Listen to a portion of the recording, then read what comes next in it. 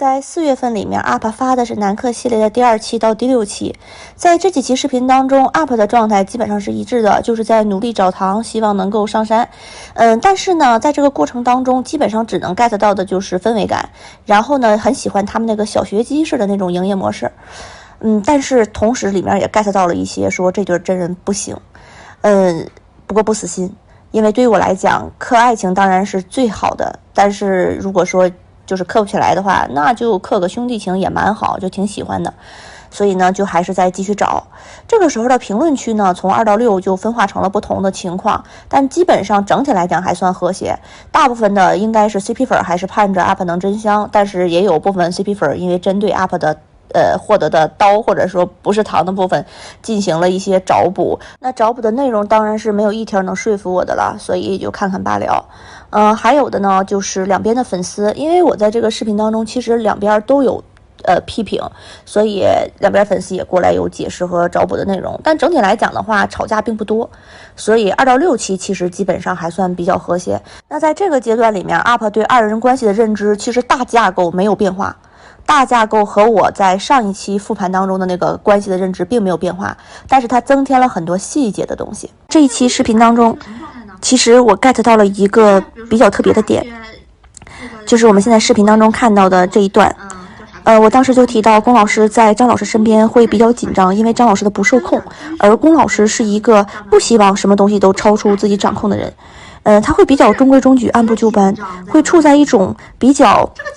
固定的一种状态当中。当时给我的感觉是这样的，所以其实我 get 到这个点之后，我总觉得龚老师也许和张老师在一起的时候并没有那么的愉快，因为大家想啊，如果一个人在和另一个人交往的过程当中，他始终处在一种特别紧张的状态，那怎么会是愉快的呢？但是吧，他俩在一起的时候，又确确实实非常多的时刻，有一种特别莫名的氛围，那种氛围就很好磕。又因为 UP 本身就是要磕 CP 要磕糖的，所以我会刻意去他们俩之间去找糖。那基于这个原因，其实当时的 UP 也处在比较矛盾的时候，就是我又隐约 get 到了他俩之间那种并不是特别舒适的那种状态，但是又隐约能 get 到那种莫名的氛围。所以当时的 UP 其实是抱着一种想去找糖，但是又隐隐约约有一丝不安的那种状态。不过整体来讲是比较愉快的，基本上从这期开始，有很多地方我就开始有一些治愈 UP， 就不会再沉溺在那个温州的那种意难平当中了。现实生活很愉快，哎呀，就不想纸片人那些糟心事儿了。4月12日，南柯系列发了第3期，这期做的呢是20年在剧拍期间的芭莎的一个双人采访。这期采访，一个是我 get 到了两个人其实在剧组期间关系是不错的。而且这个视频其实比起之前的就是21年他们的宣传物料来讲的话，两个人明显是熟悉的，并且龚老师也没有那种什么紧张啊，或者说两人之间有那种不舒适的状态，并没有。这期视频反而让我觉得两个人就是很大兄弟，很同事，关系不错，但是并不暧昧。也是在同一期这个视频里面提到了，张老师给龚老师送坐垫，但是嘴上要调侃要嘴硬这件事儿，那也是这件事儿其实让我 get 到了张老师嘴硬心软的这样的一个特质。然后因为这个特质不能说是加分项，但是这个特质其实会削弱之前我看到他怼龚老师，还有就是说话方式他有攻击性的这样的一个缺点，会削弱这个缺点给我带来的恶感。所以说在这期视频当中，张老师没有继续上分，但是张老师削弱了他之前给 UP 带来的负面印象。垫子是给你，那你得。这里我其实就感觉到了他俩的个性上很有意思的一个点哈，就是这个垫子的问题。就是张震瀚那个人啊，他那个垫子肯定是送给工具的嘛，他没道理说我买俩垫子，然后我拿一个垫子去剧组，然后借你做一做，然后这垫子再收回来，这不正常嘛，对吧？所以这个垫子应该就是他送给他的。但是你看他嘴上就一定要说什么你要租啊，你要什么之类的。所以这个我之前的视频里提到，我说我感觉张震瀚的性格是比较外放的，但是你要是看这儿吧，其实又觉得他性格没有那么外放，就是比如他有的时候会用很玩笑啊或者硬怼的方式，我觉得这可能是一种掩饰。4月13日，南柯系列第4期，在这期视频里 UP 是第一次比较笃定的觉得这对真人不行。至少让我 get 到的就是龚老师这一方对张老师这一方的感情就是不够，就是这个怎么说呢？这个浓度就太低。其实之前我一直隐隐约约感觉到，好像龚老师这边对对方的感情就是比较淡，就是说用现在话来讲，其实就是有点他俩之间有点单箭头。那么这一次是我比较笃定的 get 到这一点，其实就是在他俩交换说你想从对方交换什么这个问题的时候，龚老师根本想不到，其实就是对方身上没有自己特别渴望的点，说明对方身上并没有什么他特别想要的东西啊。所以欣赏这件事儿，爱情的前提是欣赏，怜爱。他俩现在目前都不具备，然后想了半天想到了高尔夫技术，可是龚玉不打高尔夫啊，他不喜欢高尔夫的，他交换高尔夫技术干什么嘞？因为美的交换，想不到其他的。后来突然想起来，哦，唱歌，那唱歌确实是张哲瀚唱得好，他唱得不好，但是就这个最突出的，他俩反差上能力反差最强烈的一个点就是唱歌水平这件事儿，他也是想了好半天才想起来。那所以就说明唱歌这个也是觉得啊，你就是一种啊，他唱的挺好的，但是也没有达到多欣赏的成分，所以就是一方在另一方眼里并没有魅力点。那么当你一个人没办法看到对方的优点，自然 get 不到对方的魅力，而当你 get 不到对方的好和对方的魅力的时候，那真的就很难说有更进一步的感情上的交融。咱们不是说爱情，而是说即便是友情，它也一定会有一定的喜欢和欣赏的成分在里面才能做朋友。然后就是腰间缠了一把银白到底什么剑？同一期视频里面，好像是也是同一天采访，后来有人说，龚老师继续不记得白玉剑，你也别怪张哲瀚怼他。所以在这个位置上，龚老师继续减分，就是他在白玉剑这个事情上，他在我这减了2次分，因为你之前已经有1次不记得白玉剑了，那白玉剑这3个字有那么难记吗？那么完全就是你知道一回之后，你下次不可能忘记，但是就理解不了他为什么第2次又不记得。所以就是同一个点，龚老师再次减分，减了2次分，而张老师在这个点上，因为我刚才提到了，就是你这样的话，我不怼你怼谁啊？所以张老师之前怼他的那个事情，在我这儿的那个恶感继续减少。这期视频里面，我最喜欢的一个互动就是他俩贴这个电击锤的时候。然后在这个整个过程当中，他俩都显现出了那种像小学鸡一样，就是又逗趣又亲密，然后呢又感觉很舒适，整个状态其实非常适合刻这种小学鸡兄弟情的这样的一个氛围。所以在这一期当中，我也 get 到，就是说他俩最适合的营业状态其实是这种直男兄弟小学鸡，又长久又安全。然后呢，在这一期当中，其实也能感觉到，就是龚老师在一些方面其实对张老师也有这种忍让和包容的部分。就是会有点哄着他的感觉，那也是基于这样一种氛围。其实就像我刚才提到的，UP既感觉到他俩在现实生活中就是真人这就是不行，但是呢，你又能 get 到，比如说张老师的怨和张老师对他的那种比较特殊的状态，然后还能 get 到的就是龚老师那种对他的这种看起来就是比较像忍让和包容，有一点宠的成分，而且有的时候呢，又会他俩之间的那种氛围难以介入，被带跑偏。所以当时就是处在这种两相比较矛盾拉扯，可能就是在最后看一下哪方能战胜哪方。所以当时UP处在这样一种比较矛盾的两方拉扯的状态当中。那通过后期的补课来看的话，如果你现在让我去综合一下我补课的内容，其实我觉得可能前期的这个里面那个所谓的宠，龚老师其实是忍耐大于包容。6月17日，南柯系列第5期，这一期是花絮之外比较甜的一期。在这期视频里面，他们俩有挺多的磕点，也是 UP 能 get 到的。但是其实，在这一期当中，第一次 UP get 到了一种可能的他俩的关系当中的一种状态，只是 UP 当时没有说。就是在这个视频，张老师去解释了他和龚老师之间他怼龚老师，是因为他们关系好这件事儿。当时我的内心的第一反应，这是在找补的就是他们俩之前村头直播那个怼得太严重了，后来肯定是被网友或者被团队说了这件事情。那么现在可能就是在给公众的一种回应，毕竟他们在营业期，如果是2个人关系不好的话，那么这个营业宣传就没办法进行下去了。同时也是在这里我 get 到了他俩关系当中可能的一种模式，他俩对这段关系和认知是有差距的，就是你对我的真实定位和真实态度和我以为的你对我的态度和定位是不一样的，是有差距的。就比如在张老师的认知里面，他是可以去逗龚老师，可以和他打闹着玩去欺负他。当我这个欺负是打引号的就跟他欺负他发小一样，我是可以去欺负你，逗你，跟你一起玩闹的。然后你也不会不喜欢这样，然后呢，你也就是性格软软的，就很好玩，很实逗。这是在张老师的认知当中他们的这样的一种状态。但其实在龚老师的认知当中不是这样的，在龚老师的认知当中，他并不喜欢这样，他也不觉得你俩的关系是可以这样去玩闹的，他只是忍耐罢了。其实这种认知上的偏差，我们普通人在生活当中简直是太常见了。UP 自己就经历过很多次这样的我觉得我和对方关系非常好，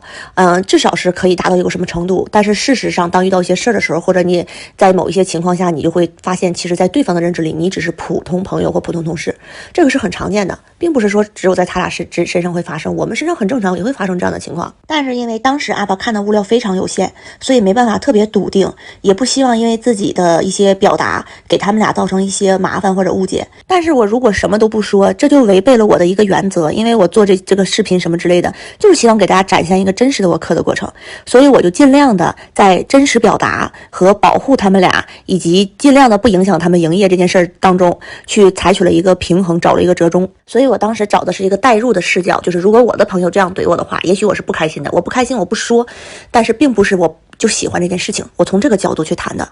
就我个人的感觉来讲的话，比如说我的好朋友怼我了，我可能当面不会生气的，不会生气的原因或者不回怼的原因是什么？那我怕尴尬，怼完肯定就像他说的会尴尬。然后在视频结尾 UP 进行总结的时候也说到了，他们俩应该是调整了营业状态这样的一个观点。其实在男客系列当中 UP 有一些点真的是出于保护的这样的一种心理，没有直说，没有特别赤裸的给大家剖出来，都是通过像我刚才的这样的一种相对来讲比较委婉的方式提示给大家的。那现在呢，可能已经参加过一次活动了，这个磨合过差不多了，互相可能也沟通过了，就会达到一种相对来讲比较平衡的、比较和谐的、比较适合当下这份工作的这样的一个状态，所以后期应该就会比较好看，就比较和谐嘛。然后因为此时视频已经做到了第5期，也看到了几个在这对 CP 圈里面认为非常非常甜特别上头的视频也看过了。那即便是看过了之后 UP 在第5期的结尾当中仍然提到了他们是在调整工作状态，所以其实到这里的时候慢慢就开始出现了越来越多的去为2位主角找补。这时候就出现了粉丝们虽然不能从这个事情本身或者说逻辑上去进行反驳，但是呢就会想从其他地方去入手来去反驳 UP， 认为 UP 这样的壳是错的。那当然了，以 UP 的个性和我去玩 B 站的初衷，必然不可能惯着这样的言论，所以第一次在 UP 的视频当中出现了 diss 网友的环节。这个环节其实也是后来我又单出的戏精真多呀那个的一个前身和灵感吧。你们知道吗？其实我是在找一条上山的路。然后也是在这期这个环节里面，我进一步跟大家解释了我做这个系列的视频的初衷和一个就是创意吧想法。自己作为一个窗口。然后呢，其实大家的反应和反馈又会成为我观察的一个部分。其实这是一个套娃式的观察活动。当然了，我觉得我自己套娃式观察这个想法还是蛮厉害的，但只不过呢，毕竟能力有限，所以可能在展示的过程当中，可能没有那么完整的去给大家呈现出我想要的那种效果。其实我告诉大家，在这个过程当中，无论是我批评的，还是我去直接怼的这些网友的言论什么的，我并没有真的去生气，这都是很好的样本。4月20日，男客系列第6期。这期视频是我所有男客系列当中我录得非常不爽的一期，中间出现了数次我闭嘴不言。我不说话的原因是，我在直观的看视频的时候，其实我是感觉到不舒服的，因为我是要课堂的，我是来这个找 CP 课堂的，所以如果说你让我课不到，并且让我觉得不仅是课不到堂，还让我觉得有刀或者有屎，那这个时候肯定是不爽的、不舒服的。但我又觉得其实迹象并不明显，而且我也觉得磕 CP 本来就是我们自己在脑补，并不代表演员的真实关系，所以我不希望因为我的一些说法去给这个演员当事人造成一些不好的影响，或者说引发这个争论。但我又不能假装嗨，假装我磕到了，所以有一些地方我在这个无人采访当中我选择了不说话。然后在同一个视频里面，今天上分的人有3位，一位是弟弟，一位是马文远，就懂得接受曹维宁的心。好会哦。还有一位是张老师，张老师写了一个这个小文章，这个文章写的很真情实感，而且这个文章你能看得出来，他其实很能共情他人，也非常理解粉丝的一些心理状态。然后呢，无论他的表达还是他所传递的内容，他的思考，其实都是对这个演员来讲是加分的。感谢一下粉丝嘛，就所有大家的粉丝，我觉得，粉丝是个什么样的存在啊？是一个不会错过你任何细节的朋友。你生命中你演戏的一点一滴，他们都会记得比你还牢，同时帮你回忆，然后时刻提醒你继续去追梦，继续去热爱生活，热爱你的家人，让你的人生永远热情饱满。虽然我们有的时候可能看到自己，回想起自己演戏的片段，再次回味的时候可能会热泪盈眶，因为总有一群人会记得你的付出。大部分的人可能的付出努力都会被埋没，被生活推着走。我们在座的很幸运，我们有喜欢我们的人，可以让这些东西，你的努力、你的辛苦、你的努力有人看见，你的辛苦有人心疼，你的不安有人为你打气。我是一个时常会忘记过去的人，因为我做事情从来不喜欢让自己后悔，尽力过好每一天，不论是慵懒的、勤快的、潇洒的、开心的或者抑郁的。感谢山人们，感谢喜欢这部剧的人，记住了我们这段时间宝贵的回忆，帮我们回忆，让这些我们一起努力、一起奋斗的瞬间都闪闪发光。也是因为他写的这个小文章，让我对他们之间的这种关系上的变化有了一些这个认识。就是之前一直知道，其实从物理上就是客观上他们的关系，我觉得他们是不近的。这个我之前也提到过，就是中间可能半年没有联系，然后曾经是职场同事很熟悉，但是现在比较陌生，私下没有什么过多的交往，因为中间半年的是空档嘛。但是我又不太明白他2月份的那个直播和后来的这种他们之间的这种氛围的变化，他不再那么怼他。那除了可能为了营业之外，还有没有其他因素？他的个人就张老师这边个人上的一种态度的转变，还有什么原因？然后呢，他的这篇短文就给我提供了一条思路，所以在这一期视频结尾的时候，我就提出来了我对他们俩关系变化的一种猜测。是推测这种可能性哈，不一定是真相。第一个可能是因为张哲瀚追剧的时候看到了观众对自己的认可，就像他节目当中说到的，他有看评论，然后觉得自己的努力没有白费，为此感到欣慰。就是不光是因为可能团队再去找他们去进行了调整，还可能是因为他自己被治愈了，就是他的不满怨气在观众那里获得认可之后，他被治愈了，所以他放下了，他释然了。4月末到5月上旬发的是7期8期都是快本，那本来以为呢快本就是傻乐傻乐就可以了，但是其实在这个快本当中，我还是 get 到了两个人关系上的不可能的地方，就是个性上的巨大鸿沟。然后当时我心里就想的是，他如果没有特殊的契机，比如说再拍一部戏，或者让他们俩去突破现有的这样的一个关系的话，两个人的关系就止步于同事了，不会再有更深层次的东西了。那在这个时期里边呢，评论区的状态也比较有意思，因为 UP 在这个视频里面提到了龚老师社恐这件事儿，我是万万没想到社恐这件事儿为什么大家会这么敏感，因为 UP 说的社恐并不是一个专业上的一种说疾病的认定的社恐，这个是就是我们比如说我们平时和朋友一起聊天的时候就说，哎，我有社交恐惧症，哎，我觉得好可怕什么的，就是这种生活当中的我们一种对内向啊不太善交际的人，面对这个陌生人比较拘束不知所措这样的一种人，他的一种描述，它并不是一个特别严重的事情，但是呢就是好多人对这个点特别敏感。另外呢，就是在这个快本的视频当中出现了很多在我看来是造谣式课堂的一些内容，就是完全你根本看不到那些就是所谓的糖点，而大家说出来的东西，说实话那些糖点我看着无比尴尬，就根本不可能是糖的东西，完全经不起推销。快本这个系列好多人推荐，大家觉得很欢乐，我也看着很欢乐，但是我在欢乐当中其实 get 到了几个下山的点。一个是说到不拍《山河令》续集的时候，小芳说是不是有点遗憾，然后张哲瀚的反应是不是有点遗憾？他没遗憾，挺好。不好意思，我又要脑补了。有一点点小互动，然后就让当时我脑补的内容我没有说，因为呢就是也是我个人的一个猜想，你也没有什么其他证据做支持，看的物料不够多嘛，而且他们当时还在愉快的营业期，所以我没有说出来。但其实我脑内的内容就是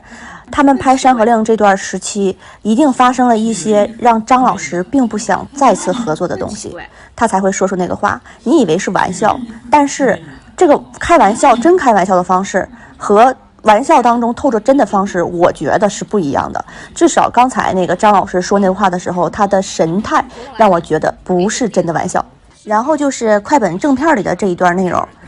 这段内容就是生日快乐这一块，包括他们去做那个跳舞任务的时候，就让我觉得他们两个人如果没有经过这个现实生活当中的多次磨合，或者有一定时间的这种磨合和对对方的包容和接触，他们是没有可能走向更深层次的关系。咱都不说爱情，那太远了，咱也比较扯了。就是说，友情、兄弟或者说能够私下往来的朋友都很难，因为性格上的这种差异性太大了。这里就是龚俊理解错了规则，然后呢，张哲瀚理解是正确的，但是张哲瀚怕他尴尬，所以去做了一些别的，比如说对所有人说这个生日快乐。然后龚俊说：“哎，我现在觉得好尴尬。”就是龚俊还是反应过来了，自己理解错规则了。然后张哲瀚就拍了他一下，就意思我都替你挽尊了，你还在那尴尬。哎，还蛮照顾他的耶。but 就是怎么说呢？像虽然说做了替我挽尊的情况，可是其实并不能真的缓解我的尴尬耶。然后像吴昕说的，说你这出情绪莫名其妙的从哪儿来，就是他会制造新的尴尬。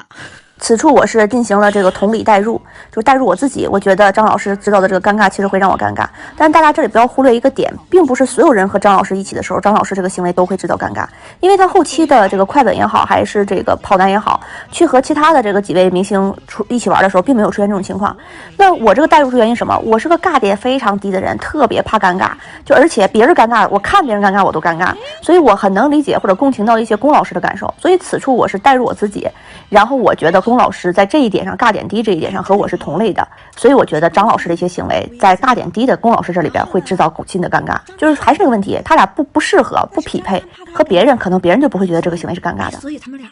一个怕尴尬怕到不行社恐，一个就是自己不尴尬，但是剧会制造尴尬。哎，我能说这也是绝配吗？哎呦我的天哪，太有意思了他们俩。所以到这期为止，我对他俩二人的关系基本定义为就是同事，而且性格当中的差异非常大，并且因为没有更多的交往，所以没有办法去突破屏障，所以他们俩就是止步在此。